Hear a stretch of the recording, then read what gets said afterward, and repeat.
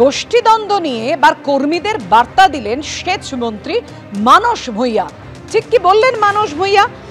পঞ্চবটিতে বসলে হবে না, এক বটিতে বসে দল করতে হবে। মমতা বন্দ্যোপাধ্যায় অভিষেক বন্দ্যোপাধ্যায়ের ছবি ছাড়া কারো ছবি ব্যবহার নয়, নিজেদের মধ্যে একটা সমন্বয় গড়ে তুলুন।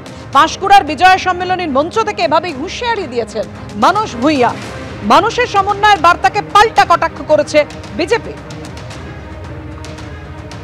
পঞ্চবটিতে বসে থাকলে হবে না, এক বটিতে বসে। সংখ্যালঘু ভাইদের অনুরোধ করছে, মেয়েদের অনুরোধ করছি, সাবধান, পার্টির কোঅর্ডিনেশন মেনটেন করো, দলটাকে গুরুত্ব দিয়ে ব্যক্তিকে দূরে সরিয়ে মমতা এবং অভিষেকের ছবি নিয়ে রাস্তায় হাঁটো, এটাই নির্দেশ।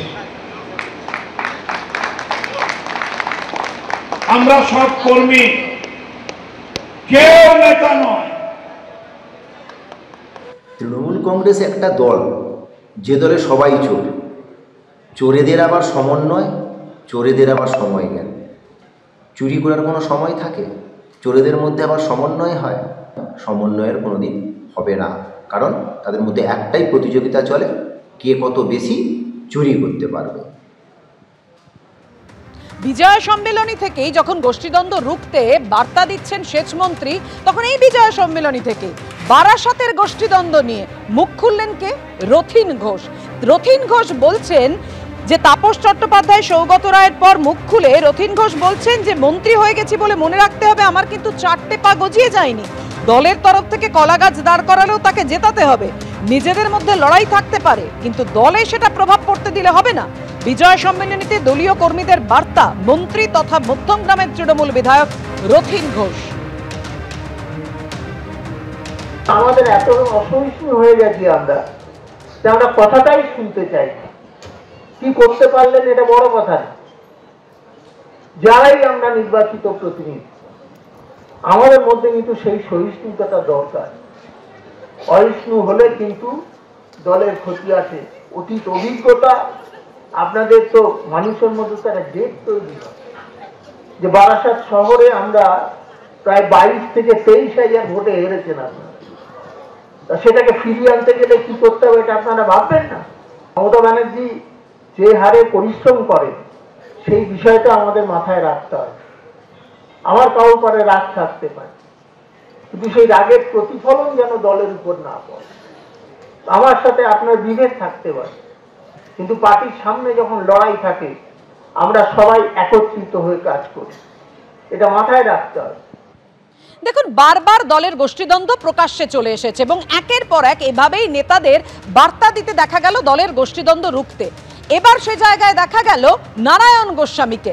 তিনি বলছেন জনপ্রতিনিধিদের ভালো ব্যবহার করতে হবে, দলের কর্মীরা কিছুই চায় না, শুধু ভালো ব্যবহারটুকু চায়। পুরো পরিষেবার মান নিয়েও প্রশ্ন তুলে দিয়েছেন অশোকনগরের তৃণমূল বিধায়ক। নিচুতলার কর্মীদের সঙ্গে ভালো ব্যবহারের নির্দেশ দিলেন বিধায়ক নারায়ণ গোস্বামী।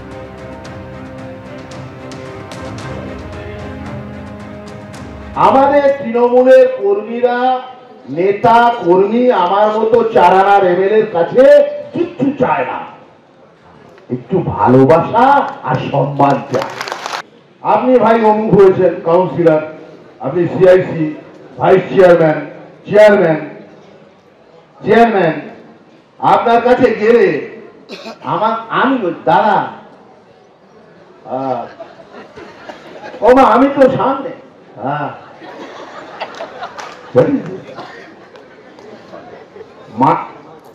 দেখুন আমি মনে করি আমি একা জিতিনি।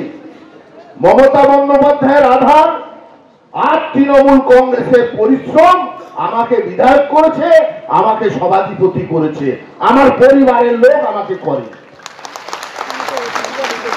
প্রত্যেকটা জনপ্রতিনিধিকে তার ওয়ার্ডের সাধারণ মানুষ এবং ওয়ার্ডের কর্মীদের সাথে ভালো ব্যবহার করতে হবে।